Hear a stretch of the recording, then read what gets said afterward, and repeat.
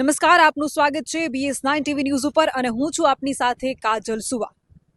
થોડા સમય પહેલા બોટાદના કડદાકાંડે ગુજરાતના લગભગ ખેડૂતોને જાગૃત કર્યા છે અને ખેડૂતો ઉપર જે રીતે માર્કેટિંગ યાર્ડમાં જે નીતિ ચાલી રહી છે, પછી ભાવને લઈને હોય કે પછી કોઈ પણ રીતે ખેડૂતોનું જ્યાં શોષણ થતું હતું એ બધું ખુલ્લેઆમ આવ્યું।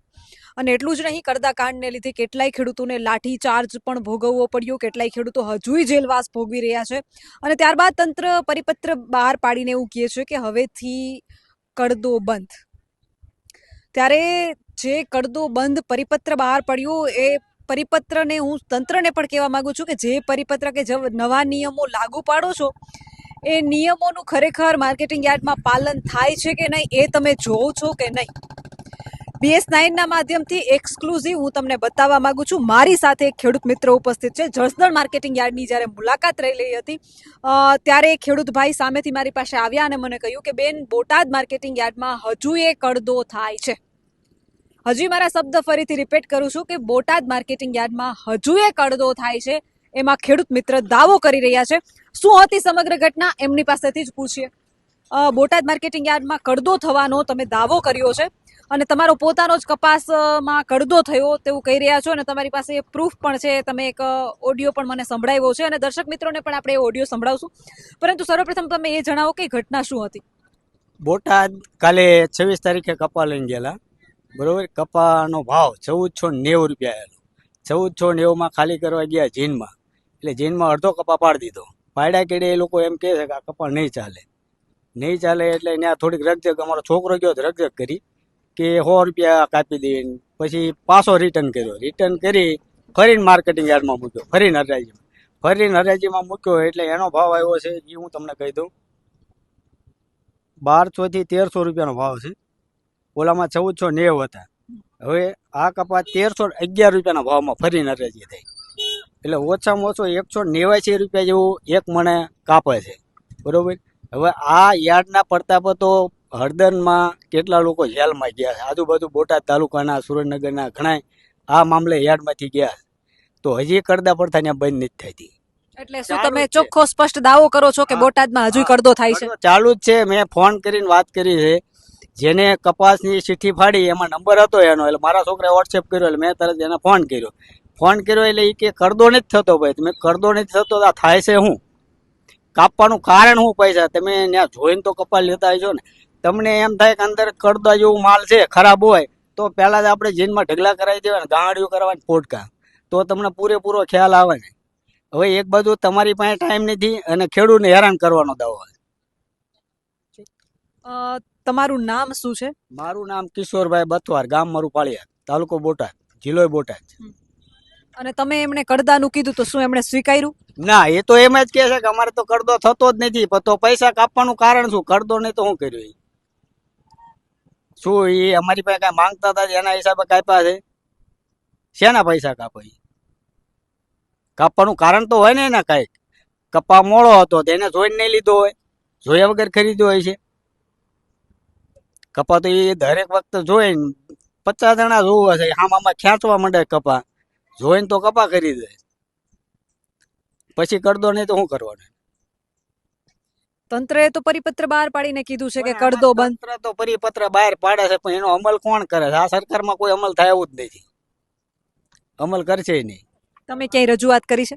રજૂઆત તો ઈ જ વખતે મેં ફોન કરીને કીધેલું યાર્ડમાં, પણ એ કે કડદો કરતા જ નથી, તો કડદો ન કરતો શું કર્યું, 189 રૂપિયા મને કાપ્યા તો શેના કાપ્યા, બરોબર। હવે ફરીને એને રિટર્ન ચિઠ્ઠી બનાવી દીધી, એક વખત યાર્ડમાં બનાવી, બીજી ચિઠ્ઠી બનાવી, મારા છોકરાના નામની બનાવી, એકનો એક કપા। તમારી પાસે બે ચિઠ્ઠી છે? મારી પાસે છે, માર્કેટિંગ યાર્ડનો કાંટો છે, જેની પાવતી ફાડી હોય, દલાલ હોય, કમિશન એનો ચિઠ્ઠી છે, અને સામેથી બધું બિલ હોત છે, બધું ટોટલી મારી પાસે પ્રૂફ છે, અને મેં ફોન કરીને જાણ હોત કરેલી કમિશન એજન્ટને। જે તંત્ર ઊંઘમાં સૂતું છે અને પરિપત્ર બહાર પાડીને એમ કહી દે છે કે કડદો બંધ, તો આટલાથી વાત ન અટકે। તમે કાયદા લાગુ પાડો છો તો એ કાયદાનું પાલન થાય છે કે નહીં એ જોવાની ફરજ એ તમારી છે। જ્યારે મીડિયાને જોઈને ખેડૂતને દોટ મૂકીને પોતાની વાતને પોતાના પ્રશ્નને વાચા આપવા માટે આવવું પડતું હોય તો એનાથી મોટી મને નથી લાગતી કે તંત્ર માટે બીજી શરમની એકે વાત હોઈ શકે. તમે દાવો કરો છો કે બોટાદ માર્કેટિંગ યાર્ડમાં કડદો બંધ છે, તો પછી આ ખેડૂત મિત્ર જે પોચ બતાવી રહ્યા છે, જે બિલ બતાવી રહ્યા છે, એ શું છે? અને બોટાદ માર્કેટિંગ યાર્ડમાં શું માત્ર કડદો જ થાય છે કે બોટાદ માર્કેટિંગ યાર્ડમાં અન્ય રીતે પણ ખેડૂતોનું શોષણ થાય છે? તમે મગફળીની લઈને પણ વાત કરી હતી. મગફળી હું 2 વખત મેં બોટાદ બતાવી, ન્યા આગળ ભાવ નતો મળતો. મેં કીધું 1200 રૂપિયા આવે તો આપણે દઈ દઈએ. 1200 નતા આવતા, 1000 ને 1100 રૂપિયા. હવે એમના હિસાબે તો મારે જસદણ લઈને આવવું પડ્યું. જસદણ અત્યારે મારે 1319 રૂપિયાની મગફળી ગઈ. ઓલું આપણે એમ કે ઘરે ને ઘરે દેવાય જાય, ખોટા ખર્ચા ન સડે અમારે. પણ એવું તો ત્યાં કઈ મળતું નથી. જો ભાવ આપો તો આ રીતે તોડી નાખે. એટલે આપણે એને વિશ્વાસ કઈ રીતે બે કે આપણે ત્યાં નકા અમારું વતન છે બોટાદ, અમારે બોટાદ યાર્ડ જ લાગુ પડે. નેથી અમારે દહદન સુલા લાંબુ થવું પડે. શું બોટાદ માર્કેટિંગ યાર્ડ ઉપરથી ખેડૂતોનો હવે વિશ્વાસ ઉઠતો જાય? નથી, અમને પૂરો વિશ્વાસ જ નથી. કડદો જ કરે છે, આજની તારીખમાં કડદો જ છે. તો એ લોકો જોઈ જોઈને વસ્તુ લે છે, પછી કાપવાનું કારણ શું? એને પૈસા કાપવાનું કારણ તો હોય ને કાંઈક. ખરાબ માલ હોય તો જોયા વગર ખરીદતા છે, જોતા નહીં હોય જોઈને જ લે છે. પછી તો ભાવ નક્કી કરે છે, ત્યાં સુધી તો ભાવ નક્કી નથી થતો જોયા વગર, તોય કાપી નાખે.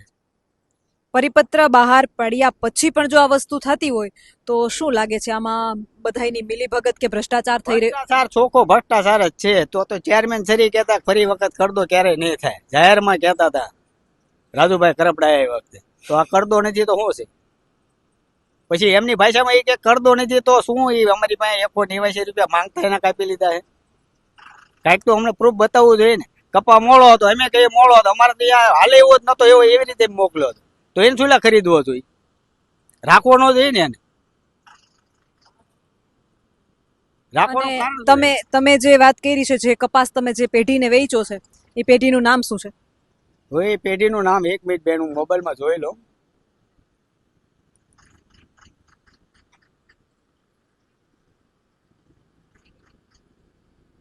એકમાં પ્રીતિભાઈ એન્ટરપ્રાઇઝ છે, પવિત્રાય એન્ટરપ્રાઇઝ, બરોબર. એ મારા છોકરા નામની ચીઠ્ઠી ફાડી છે. અને મારા નામની જે ચીઠ્ઠી ફાડી છે મેં એને લીટા માર્યા, સિવાય એન્ટરપ્રાઇઝ કેવું કંઈક લખ્યું છે, લીટા મારી દીધા. મેં એને લીટા મારી દીધી. એ મારા નામની પહોંચ છે, 1490 રૂપિયા એમાં ભાવ છે. પછી છોકરા નામની ફાડી એમાં 1311 રૂપિયા ભાવ છે. 189 રૂપિયા કાપ્યા. ઓડિયોમાં પણ તમારી સામે એવું કહે છે કે આ કડદો નથી અને જુદા જુદા દાવા કરે છે. શું કહેશો બોટાદ માર્કેટિંગ યાર્ડમાં જે આ ચાલી રહ્યું છે? એની વાત થઈ, જેને પહોંચ પાડી દીધી છે એમાં એનો નંબર હતો. મારા છોકરાએ મને વોટ્સએપ કર્યું, એ નંબર ઉપર મેં ફોન કર્યો. મેં 15 મિનિટ જેટલી વાત કરી લીધી. તો એ લોકો તો એમ જ કહે છે કે અમે કડદો નથી કરતા. તો કડદો નથી કરતા તો પૈસા શેના કાપ્યા? માલ મોળો હતો, મેં કહ્યું મોળો હતો તો અમે તો મોળો જઈને જ મોકલ્યો છે. તો તમે 1490 કે હરાજી થઈ ગયા પછી ભાવ કાપવામાં આવે તો પછી એ કડદો જ છે? કડદો જ કહેવાય ને એને, બીજું શું કહેવાય? કડદો જ કર્યો હશે. હરાજી થઈ ગઈ, ભાવ નક્કી થઈ ગયો, યાર્ડમાંથી હામી પાર્ટીને ખાલી કરવા જાય 1 કિલોમીટર 1.5 કિલોમીટર, અને ન્યા જઈને ખાલી કરે, અડધો કપા પાડી દે ને પછી એમ કે આ કપા ખરાબ છે. તો પેલા જોઈને ખરીદવો જોઈએ, જોયા વગર શું રાખવો જોઈએ? ખેડૂત કિશોરભાઈ BS9 ના માધ્યમથી દાવો કરી રહ્યા છે કે બોટાદ માર્કેટિંગ યાર્ડમાં હજુ એ કડદો થાય છે. જે તંત્ર ઊંઘમાં છે એમને પણ જણાવી દઉં કે તમારા પરિપત્રથી કશું જ ફેર નથી પડ્યો. ખેડૂતો હજુય મીડિયાને જઈને દોડે છે અને દાવા કરે છે કે બેન હજુ એ બોટાદ માર્કેટિંગ યાર્ડમાં કડદો થાય છે. તંત્ર માટે શરમજનક બાબત છે. અને ખાસ જો બોટાદ માર્કેટિંગ યાર્ડમાં કડદો થતો હોય તો જવાબદાર અધિકારીઓએ બોટાદ માર્કેટિંગ યાર્ડની મુલાકાત લેવી જોઈએ. ખેડૂતો સાથે જે અન્યાય અને શોષણ થઈ રહ્યું છે એને ખુલ્લે આમ એ ભ્રષ્ટાચારને સામે લઈ આવવું જોઈએ. મીડિયાનું કામ છે કે અમે તમારું ધ્યાન દોરીએ, અમારી ફરજ છે કે જ્યાં જ્યાં ભ્રષ્ટાચાર થતો હોય તમારું ધ્યાન દોરીએ. તમારું કામ છે સુધારા વધારા કરવાનું. તો તંત્રને 2 હાથ જોડીને વિનંતી કરું છું કે ખેડૂતો સાથે અન્યાય ન થાય. જો આ કડદો ખરેખર ચાલી રહ્યો હોય તો એ કડદાને અટકાવવામાં આવે. BS9 આ વસ્તુની પુષ્ટિ નથી કરતું, પરંતુ ખેડૂત જે દાવો કરી રહ્યા છે એ હકીકતને હું તમારી સામે પ્રસ્તુત કરી રહી છું. કેમેરામેન પ્રદીપ પાઠક સાથે હું કાજલ સુવા, જસદણ માર્કેટિંગ યાર્ડ.